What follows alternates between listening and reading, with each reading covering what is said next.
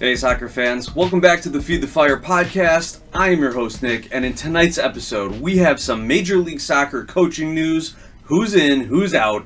We've got updates on the Chicago Fire stadium search, and we're going to do a quick recap of the USMNT's second leg against Jamaica in the Nations League quarterfinals. Thankfully, they had a great home performance down in St. Louis and advanced with little problem against Jamaica onto the Concacaf semifinals. First, a little housekeeping though. If anyone would like to get in touch with me, follow me along on social media at GlassHouseSoccer or email me glasshousesoccer@gmail.com. Speaking of social media, also want to recognize friend of the show, friend of the fire. You may see him around with his Pokemon Rose Raid, Harlem Rose. I had shared a meme that he had made, and I did not give him credit for it. So he replied, if you see it on Twitter, you can follow along his account. So thank you to the Harlem Rose for that great meme that you put out there. And again, my apologies for not giving you credit for it. But also, speaking of social media, it seems like everyone's jumping over to Blue Sky. Is that something that all of you out there on YouTube or on the podcast side of things are on Blue Sky? Would that be a good way for me to communicate with you? Any interest in like a Discord channel for Feed the Fire? If you've got any ideas on that, I've had a couple people already reach out to say it's something that they would follow along with. So if we can get a few more people involved, heck, we'll do it. We'll grow the conversation, as I keep saying on this show. All right, let's get into some of the Major League Soccer news here, the coaching news. We got three headlines here. First of all, Wilfried Nancy of the Columbus Crew wins the 2024 Sigi Schmid MLS Coach of the Year. He led Columbus to a record-breaking campaign, the announcement goes, setting club marks in points with 66, goals scored 72, and tying the team record for wins in a season, 19. They finished the regular season with a league best plus 32 goal differential and were second in the Supporter Shield standings, their highest rank since 2009. So that is the accomplishments and accolades for the club. A lot of people said, well, Tata Martino did it all a little bit better if you're looking at standings and results. But what some people point out is, Tata Martino did it all off the backs of the talent of Messi, Suarez, Busquets, Jordi Alba, and a few other young signings that have really stepped up this year, Diego Gomez. Whereas Nancy did it with just brilliant coaching. And also, Nancy, the Miami team gave up so many goals. It was I think it was the highest goals allowed, and I don't have the standings in front of me, but I think it was like the highest goals allowed from any of the top four teams in either conference. So it was definitely Nancy's trophy to lose this season with how well he had Columbus playing across multiple competitions, and he did not lose it. He ends up with the win. The article also mentions that the Crew have joined Inter Miami as the only two teams to win at least 9 home games and 9 away games. They were also the first team since 2022 Philadelphia Union, not going back too far, to score 70 goals while allowing 40 or fewer. So the voting for the Coach of the Year, it was Wilfried Nancy winning 40% of the overall vote. Tata Martino down in Miami had 33% of the vote, and then Chris Armas in Colorado with about 6.5% of the vote. What's interesting is the voting is in 3 categories: players, media, and clubs. And by clubs, we're talking about like technical staff, coaching directors, things of that nature, coaches, directors, whatever.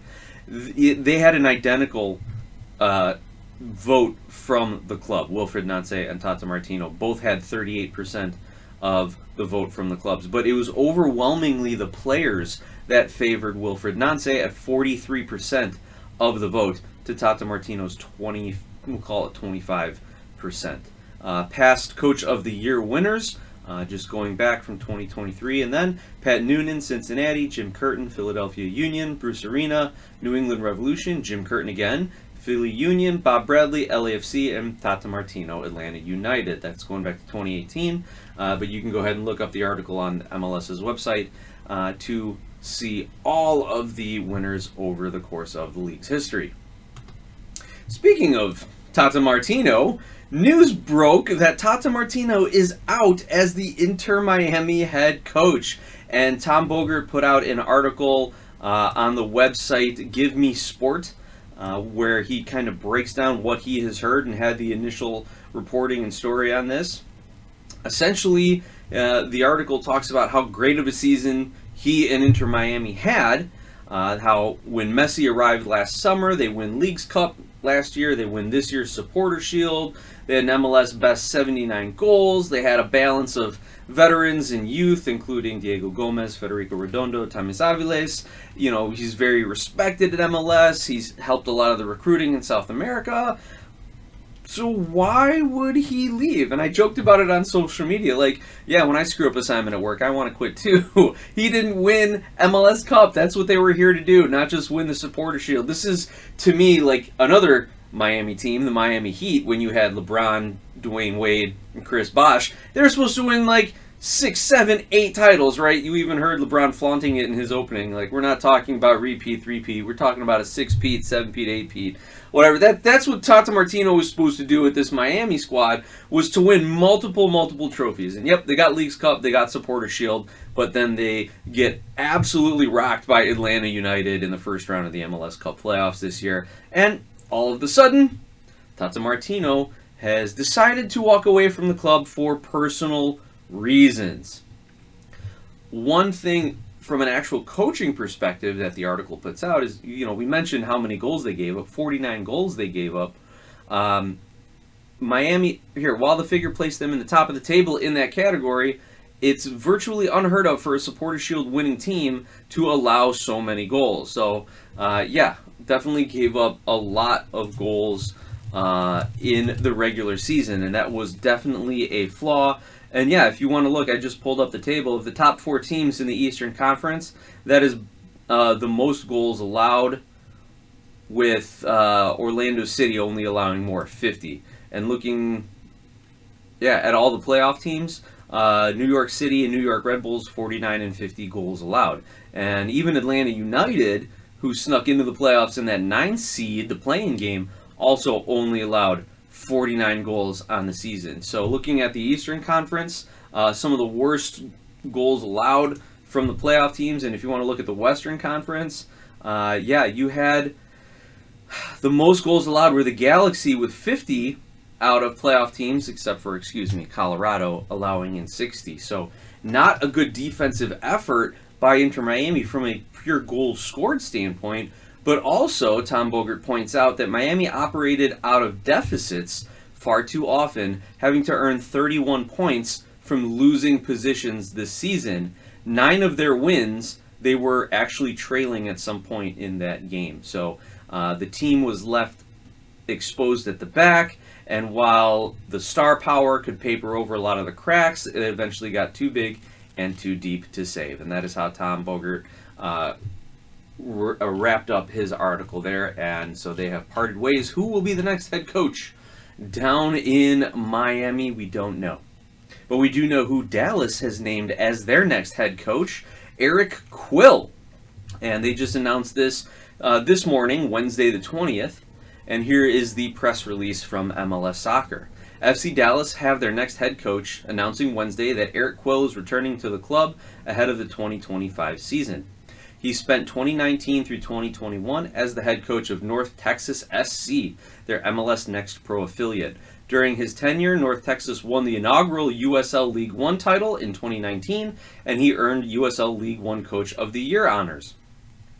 Quote, "We are so excited to welcome Eric Quill back to the FC Dallas family. Eric is a championship caliber coach who has experience leading teams to the top of the table. He has a deep knowledge of the game built over 3 decades as a player and coach at the collegiate, professional, and national team levels, and his keen focus on player development makes him an excellent fit to lead FC Dallas," end quote, said club chairman and CEO Clark Hunt.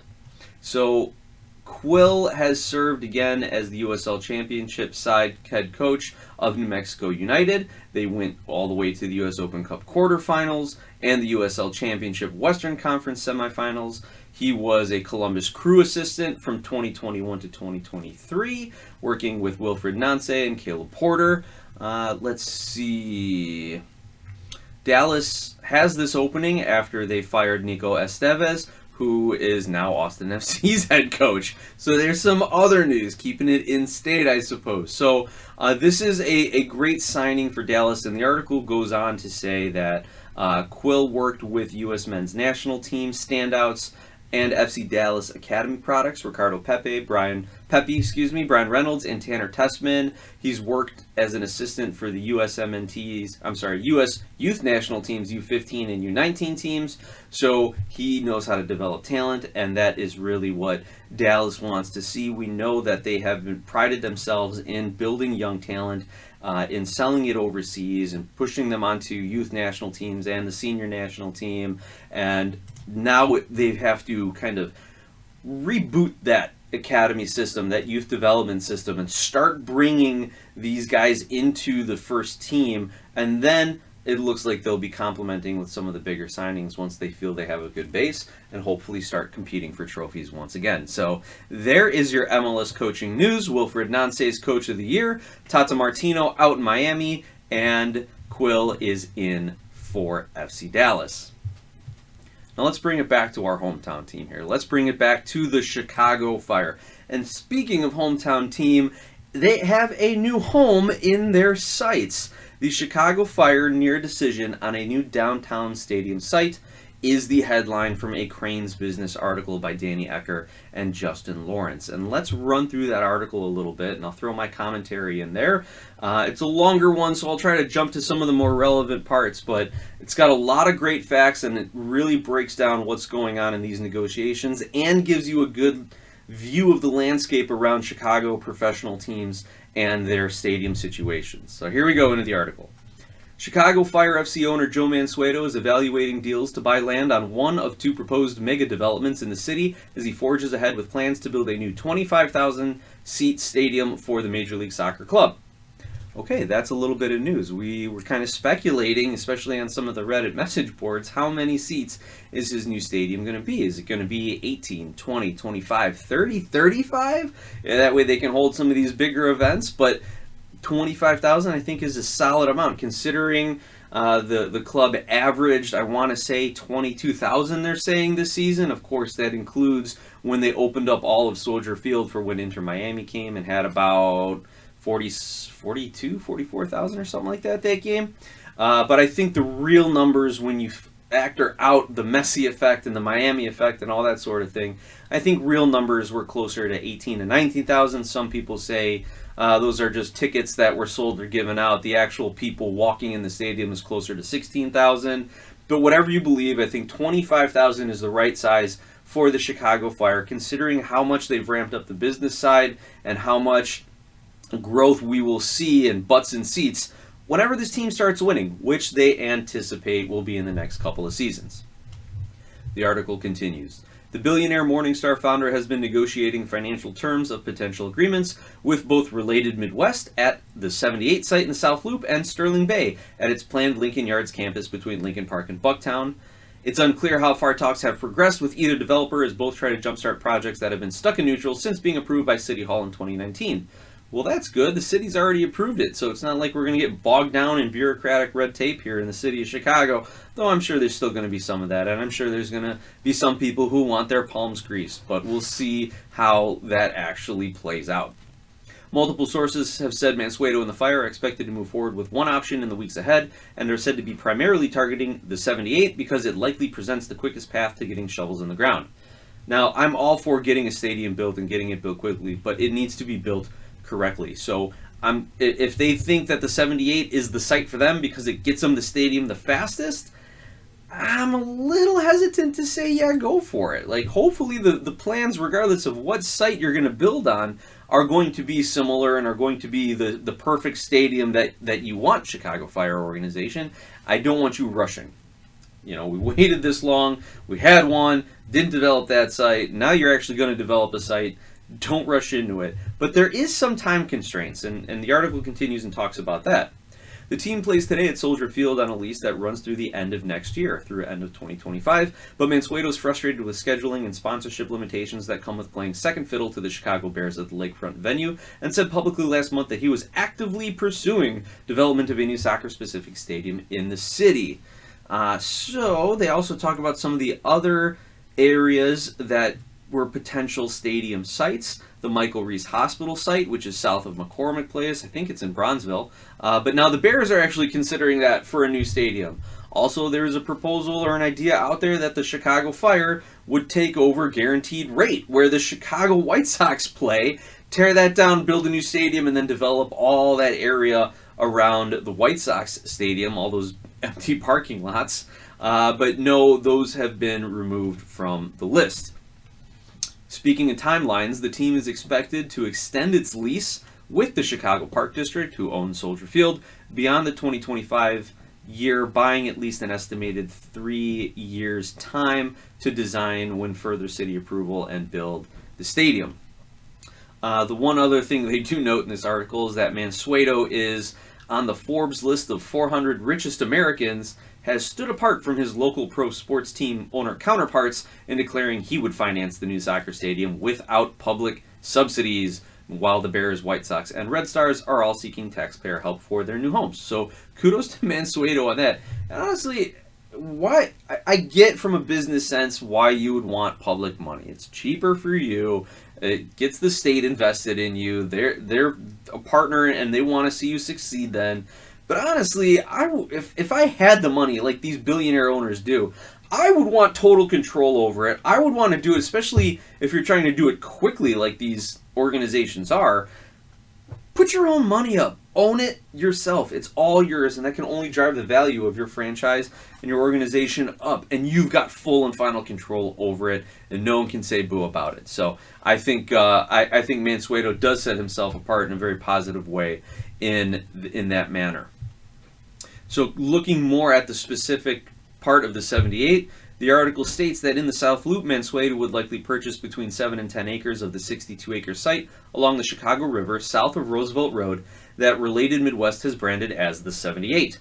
The developer owns the land today in partnership with Nadmi Shakir Auchi, an Iraqi-British billionaire with a shadowy past, and they link to another article, so we're going to have to go look into that a little bit, who still owns a large stake in the site after purchasing it in 2005 from infamous Chicago developer Tony Rezko.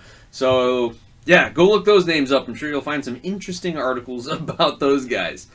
The relatively small parcel for the Fire, akin to the footprint of Wrigley Field, would allow Mansueto to build a stadium, but leave ancillary development around it, such as retail and other complementary uses, to Related, to the ownership group. So Mansueto builds the stadium, Related builds everything else around it, and then they kind of both profit, I guess. I would like, again, to see Mansueto take over the whole property and maybe not have as much of Related Midwest's influence in it, but, you know, they are the developer and he is the client, so hopefully there's a good enough relationship there.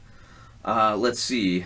There's a little bit more talk about how it relates to the White Sox, so we can kind of skip over some of that. They do talk about Licoln Yards and how Sterling Bay has built a life sciences lab around the area there that was been empty since it was completed in 2022, but it does have a north-south road running through the 78. Wait a minute, what's this say here? Sterling Bay has built one life sciences lab. Related has built a road. Oh, Related. Not Relatedly, but Related, the company that owns the 78, has built a road running north-south through the 78 with public funding, creating a pop-up baseball diamond and is going to add pickleball and tennis courts, which are otherwise empty. So they're already starting to put some stuff in there and make it more of a public park type of a space. So that is a positive there, that they do see that as a site to be developed, not just for the Chicago Fire or for some sports team or some mega corporation, but that they do see that that is a very livable and usable spot by the local population there. So that bodes well for the Chicago Fire getting into that neighborhood. Here is some additional information that is of note here. Related Midwest doesn't have such a capacity limit at the 78 for, say, music venues, but the addition of a stadium could be enough to change, could be enough of a change to the character of what the city officials approved in 2019. So right now, it's primarily going to be used as the Chicago Fire Stadium if it moves forward at the 78, and then they would have to do some more configuring and permitting and approvals and all that if they do want to end up using it as a concert venue or other related type of venue. So those are other things that are down the road, and I don't think Joe Mansueto looks at his soccer-specific stadium in the way that the Chicago Park District looks at Soldier Field, where, yeah, it's the Bears, but they also got to use it for the Fire, they also got to use it for concerts, they also got to use it for college football games, for these big international soccer games, other events, things of that nature. I think Joe Mansueto's like, no, this is the Chicago Fire, and anything that's going to interfere with the Chicago Fire is going to take a far back seat or not be a part of it at all. He's not building a stadium that is going to be a multi-use stadium. He's building a soccer-specific stadium, and if they can figure out a way to have concerts and other events there, great. At least that's my take on things, and I think that's how Joe Mansueto is going to look at it. However, he is a businessman. He understands you got to diversify your interests, right? So maybe there will be some other concessions and changes made as the plans move forward. All right, let's see what else is said here in the article. Really just kind of talks into some of the funding and things, so you can go find this. Actually, the article I found was linked to in Reddit. It was Crain's Chicago Business article, and it actually took me to like the Internet Archive, since it was a long and updating article going on and on. But this is very, very encouraging. We've heard Joe Mansueto say things at the Greg Berhalter introductory conference. We heard him say things about a stadium in a short video he did for Chicago Fire Marketing, did a short interview. And what I have read up on Joe Mansueto is that he's not going to be making these decisions like prospectively. He's not going to say, I want to build a soccer-specific stadium and then start the process to do it. He already has all these decisions made. He's already 3 steps ahead of what he's telling you in the press conference, in the media, or whatever it is. So the fact that they're so close, I think they're in reality, in real time, even closer to getting something signed and putting shovels in the ground. And hopefully, he can extend that contract with Soldier Field and give the organization and the city the time they need to design, approve, and build a stadium. Now, I would selfishly like it to be in Licoln Yards, just because it's a little closer to the northwest suburbs where I am.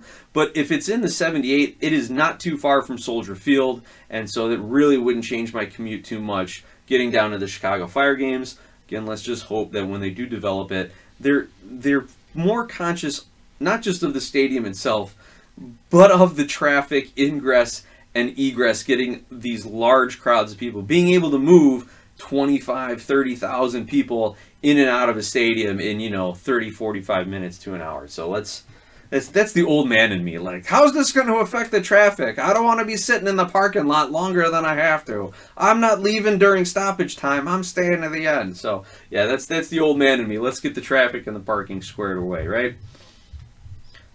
Now, looking into the last bit of our discussion here on the show tonight, USMNT defeats Jamaica in the quarterfinals of the Nations League, advancing 5-2 on aggregate. They won that first game down in Kingston, Jamaica, 1-0 on an early goal from Ricardo Pepi, and they win this next game 4-2 with goals from Christian Pulisic in the 13th minute. An own goal, which came off of a great Christian Pulisic shot in the 33rd minute. Ricardo Pepi makes it 3-0 just before halftime in the 42nd, and Tim Weah adds the 4th one in the 56th minute. But Jamaica did not go without a fight. Damari Gray with a brace in the 2 goals in the 53rd and 68th minute. So it made it a little bit more nervy in the second half there than I think it needed to be. But as I've said before in Concacaf, it's just about the results, especially away. People want to see the United States dominating teams, especially some of the smaller Caribbean teams, island nations, and whatnot. But get the result, move through, learn from it, and let's continue to grow, because Pochettino is still developing and he is still scouting, analyzing his squad and seeing who he wants to use. And along those lines, he used the same formation as the first leg in Jamaica, a 4-2-3-1. He used largely the same starting lineup. We did see Tim Weah back after serving red card suspension, if we recall, from that Panama game back in Gold Cup. So he slots in as the left outside midfielder, and we did see Weston McKennie get the start as a defensive midfielder as well. So the starting lineup, we had Matt Turner in goal, we had Anthony Robinson as our left back, Tim Ream and Mark McKenzie starting for a second game as our center backs, and Joe Scally as the right back. I really thought he was going to get Miles Robinson, into this match. I really thought he was going to get Chris Richards into this match, but they did not appear. So I don't know if he thinks they're on the outs, or if he thinks at this point those are the two guys that give us the best chance to win, so those are the guys that I'm going to start. I thought maybe he would substitute Robinson or Richards into the game, especially late when they're giving up a goal in the 53rd, and maybe get some fresh legs on the back line. But I think he saw the game was being lost more in the midfield, and that's where his substitutions came in. We'll get to that in a second. Now, the D-mids, as I mentioned, Weston McKennie, but also Tanner Tessman, who is getting a lot of praise from media covering this team, who has been doing a really great job in developing. And one commentator said he knows how to drive the ball forward. He's not just receiving the ball and bombing it forward, or playing long balls, or just knocking it laterally and back and forth. He is doing exactly the job he needs to by making himself available, getting into the right spaces to receive passes from the back line, be an outlet, help relieve the pressure, which is going to be huge in the international game, especially when you want to be able to play from the back to a certain extent. But he then knows how to make that turn and use a little bit of that one-on-one individual skill to then get away from a defender, push forward, and then look to spring a counterattack or pull a defender off of Christian Pulisic or Tim Weah and feed them the ball. Speaking of them, those were your attacking mids, Weah on the left, Pulisic in the middle, Yunus Musa on the right, and Ricardo Pepi starting up top. I would have liked to see Brandon Vasquez start up top, but I guess in my mind I'm looking at this as this was going to be a win for the U.S., and so this should have been a little bit more talent evaluation. That's why I would have liked to see Richards or Robinson, or in the striking part of it, to see Brandon Vasquez get 60-65 minutes with this club to see what he could do and how he could fit in with these guys. But again, for Pochettino, this is a game that matters. This is essentially a knockout game. They've got a at worst draw, and he's going to put what he thinks is his best starting lineup out there, and that's what he did. We did see substitutions get made. Alejandro Zendejas, Brendan Aronson, Gianluca Busio, Cade Cowell, and Brandon Vasquez all end up getting subbed in. All offensive subs. You see McKennie, Musa, Pulisic, Weah, and Pepi all coming out. So you see Pochettino wants to control the middle of the field, prevent those long ball counterattacks that Jamaica was trying to launch from the midfield, but also keep up the good pressure on this team, not allow Jamaica to start throwing numbers forward. Again, controlling the midfield in that way. So, well-coached game, well-managed game by Pochettino, well-played game by the U.S., getting 3 goals in the first half. One other wrinkle, I haven't gone back and really looked at any of the highlights for this, but on ESPN, it was Jeff Carlisle, I believe, who put out a post-game analysis, and he noticed that Anthony Robinson from his left-back position was coming in and almost playing as another central midfielder with Tanner Tessman. And that kind of helped overload the midfield. It pushed Pulisic and Weah and Pepi by proxy. They're pushing them, not by proxy, just as a matter of course, pushing them further up the field and kind of creating like an odd man situation. Again, controlling that midfield and then being able to play the ball to Weah on the wing or in the channel, further up in the corner, or allowing Pulisic and Pepi to receive the ball or go directly up the middle. So that was a neat little wrinkle in this 4-2-3-1. You didn't just see, as we had in the past, Robinson or Weah just doing overlapping runs up the wing with Pulisic trying to play some crosses in the middle, and hopefully the striker or McKennie or someone else can get on it. So good tactical wrinkle there. I'm glad Jeff Carlisle pointed that out. The other thing is you saw Yunus Musa being pushed out off to the side. Usually in the MMA, right, the McKennie, Musa, and Adams midfield, you saw McKennie pushing a little bit more forward, more of an attacking role, and you saw Musa and Tyler Adams as your defensive mids.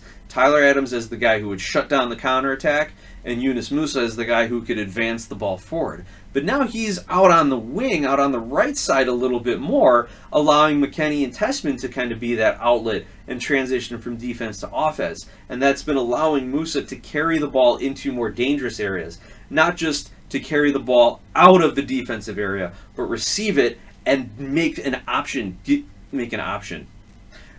Sorry, I'm stumbling over my words here because I'm trying to describe this new style of play for Musa. He can create an opportunity. He can get off a key pass or a shot or continue to pressure and then counter press as well. So some tactical wrinkles despite a similar formation that we've seen in the past. And I think we're off to a better era for the United States men's national team under Pochettino. And again, he's on an accelerated time frame, just under 2 years to get this team ready for World Cup 2026. I believe the U.S. is going to advance to the semifinals against Panama, and then the winner of that game will face the winner of Mexico and Canada in the final. So another great matchup on the way for the finals. Now, again, I'm assuming the U.S. is going to beat Panama. We will see how that goes. As they say, you got to play the game. Quickly, just to look at the stats, the U.S. had 16 shots, 6 on target, 68% possession, 691 passes with 92% passing accuracy. That is unheard of at any level, though Jamaica ended up with 84% passing accuracy, but only 339 passes. The U.S. committed 13 fouls to Jamaica's 3. Interesting officiating game here. No cards given out. 2 offsides for the U.S., 2 corners for the U.S., so better than what they did in Jamaica as far as if you use offsides and corners to measure how far up the pitch they're pushing and how aggressive they are on offense. The one other little thing that I gotta mention about this USMNT game, and it doesn't have to do with the tactics or the goal scoring, but it has to do with Christian Pulisic's celebration. And this is the most political I am ever going to get on this podcast. So Pulisic scored, does the little Trump dance. I don't even know how to do it. And then was asked about it after game, and he goes, yeah, it was the Trump dance. It's a fun dance. People around the world are doing it. Soccer players, when they score, I thought it was fun and did a little dance. Well, people are pissed that how dare Christian Pulisic do the Trump dance. And I saw an article by Jeff Reuter on The Athletic, and he's the one, he calls out this Pulisic dance and everything it's become as a sideshow. But of course he's got to write, a 1,000-word article on it himself and, put himself in a righteous position here, because he says, Pulisic wants to be a leader, and if he's going to be a leader, he needs to know how doing a Trump dance is going to affect him. I'm like, I don't know. Didn't seem to affect him on the pitch at all. And honestly, this goes back to the old Charles Barkley line from the early 90s, I'm not a role model. Like, why are you looking at Christian Pulisic to be the political voice, to be a role model of American politics? Like, I think that's misplaced. And you know what? The men's national team had a great home-and-home series against Jamaica. Don't make it about Pulisic's celebratory dance. Please, let's focus on the soccer. And that's all I'm going to say about it. I'd love to hear anyone else's opinion on it. I won't share anything over the podcast waves unless you allow me to, but it'd be fun to kind of keep this conversation going and see. I'm not interested in the politics of it. I'm interested in whether or not we need to hold our athletes to that kind of a standard, and whether they should be seen as role models, and how we're going to tut, how dare they do this. But also, sports is entertainment for me. And when Christian Pulisic's having fun, scoring goals, and USMNT is winning, that's entertaining for me.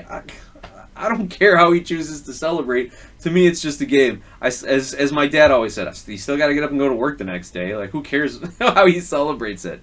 Anyway, those are just kind of my thoughts. Like I said, that's the most political I'm going to get, and I don't even think I was being political. I think it was more of a leadership role model conversation of athletes. At least that's how I want to have the conversation. But that being said, I want to thank you all for tuning in, listening, and having the conversation with me. Let's continue to grow the show, continue to grow the sport, and the fandom around the Chicago Fire and the men's national team. Hit me up on social media at Glasshouse Soccer. And as always, let's go USA, let's go Fire.